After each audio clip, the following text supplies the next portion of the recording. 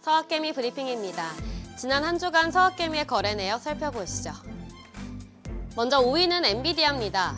시총 1위를 간신히 지키고 있는데요. 트럼프 2기 정부가 대중 반도체 제재를 더욱 강화할 것이란 우려가 커지면서 지난주에 하락세를 보였습니다. 중국 매출 비중이 20%를 차지하는 만큼 더욱 타격이 될 수밖에 없는데요.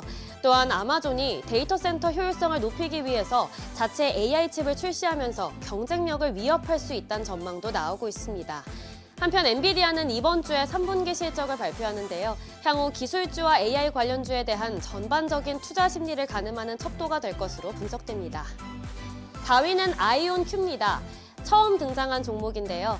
양자 컴퓨팅 업계의 선도주자로 최근 트럼프 대통령 당선인이 이 분야를 집중 육성할 것이란 기대감에 주목받고 있습니다. 또 최근 3분기 호실적을 발표했는데요. 매출이 1,240만 달러로 전년 동기 대비 무려 102%나 늘었습니다.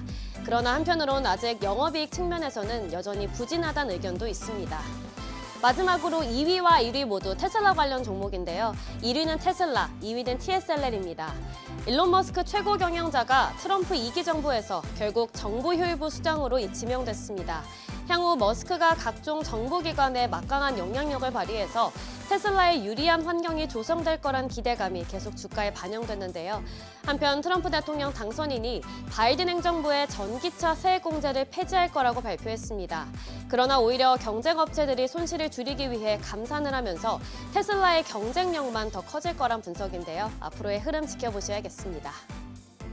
이어서 월가에서 주목하는 뉴욕 증시 종목 리포트 살펴보겠습니다. 먼저 이번 주 실적 발표를 앞둔 엔비디아입니다. 모건 스탠리의 조세프 무어 애널리스트가 이번 발표에서 지금 당장의 실적보단 블랙웰의 생산 및 납품 상황이 더 주목을 받을 것이라고 밝혔습니다. 2025 회계연도 4분기에 블랙웰이 최대 60억 달러의 매출을 견인할 것이라고 했지만 그전까지는 주가 상승을 견인할 정도로 강력한 모습을 보여주지는 못할 것이라고 언급했는데요.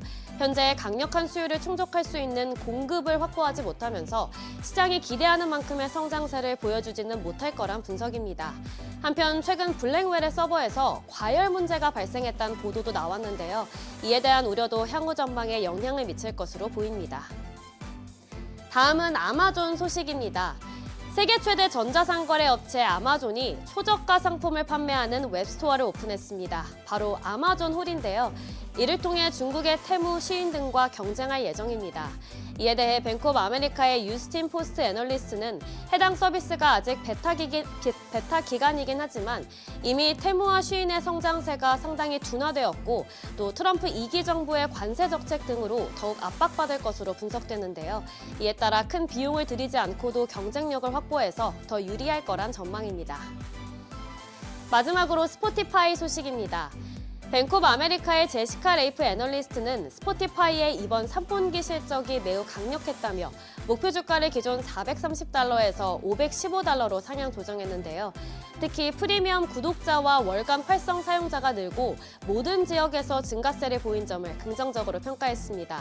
매출이 당사 추정치를 하회한 점은 다소 아쉽지만 재무 구조와 잉여 현금 흐름 등을 고려했을 때 스포티파이가 짧은 시일 안에 풍부한 자본 환원 능력을 갖출 것이란 의견입니다.